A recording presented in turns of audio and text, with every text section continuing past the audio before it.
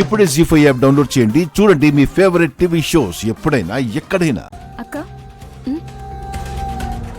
ఏంటి జాను, ఏమైందక్క అలా ఉన్నావు? ఏం లేదు, నేను గుడికి వెళ్తున్నాను, నువ్వు కూడా వస్తావా? గుడికా? అవునక్క, హాస్పిటల్కి వెళ్ళొచ్చినప్పటి నుంచి ఆయన మనసేం బాగుండట్లేదు. లోపం తనలోనే అని తెలిసినప్పటి నుంచి కుమిలిపోతున్నారు. సరిగ్గా భోజనం చేయడం లేదు, రాత్రులు కూడా నిద్రపోవడం లేదు. పైకి మామూలుగా ఉంటున్నా లోపల దిగులుగా ఉంటున్నారు.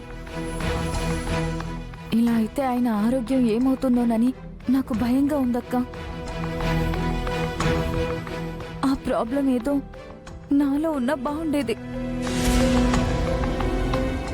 ఆ బాధ ఏదో నేను పడుండేదాన్ని. మాకంత అదృష్టం కూడానా?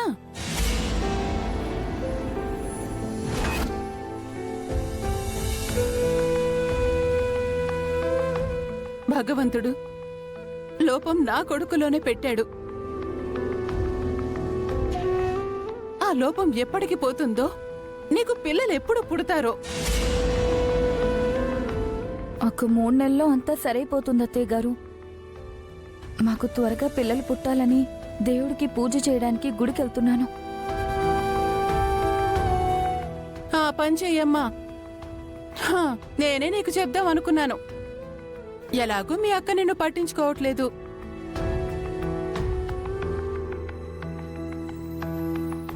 పొరుట్నొప్పులతో ఒక కొడుకు, ఫ్రీగా ఒక కూతురు దొరికింది కదా, ఇంకెందుకు నిన్ను పట్టించుకుంటుంది? నీతో పాటు నేను కూడా గుడికి వద్దాం అనుకుంటే నాకిక్కడ ఇంట్లో పానుండిపోయింది. పర్వాలేదు అత్తయ్య, నాకు తోడుగా మా అక్క వస్తుంది. రా అక్క, వెళ్దాం. భగవంతుడా, లోపం వివేక్ అని జాను అనుకుంటుంది, తనకే లోపం అని తెలిస్తే ఏమైపోతుందో.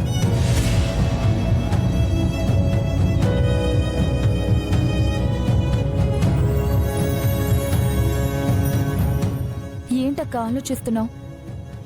నీకు కూడా ఇంట్లో ఏమైనా పనుందా? పోనీ నేను ఒక్కదాన్నే గుడికి వెళ్ళొచ్చేనా? పనేం లేదులే జాను, పద వెళ్దాం.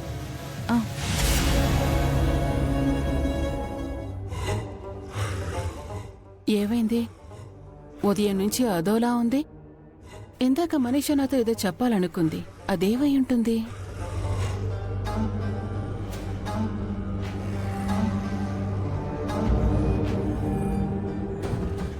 వివేక్, నీకు విషయం చెప్పాలరా.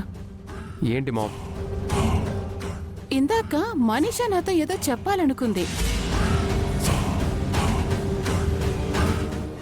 మనీషా నీతో ఏం చెప్పాలనుకుంది మామ్? జీ5 యాప్ డౌన్లోడ్ చేసి అన్ని ఎపిసోడ్స్ పూర్తి ఉచితంగా చూడండి.